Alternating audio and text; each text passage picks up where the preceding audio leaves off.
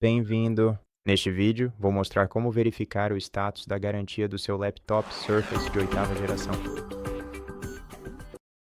Para fazer isso, precisaremos instalar o aplicativo gratuito da Microsoft, que é dedicado a este laptop, mas não vem pré-instalado, pelo menos não no meu modelo, e chama-se Surface Repair Tool. E a boa notícia é que podemos baixá-lo diretamente na Microsoft Store, sem complicações. Então, vamos direto ao ponto. Abra a loja de aplicativos no seu computador, clique na barra de busca e pesquise exatamente por Surface Repair Tool para encontrar a ferramenta que precisamos.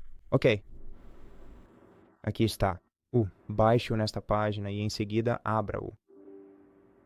Clique em Sim.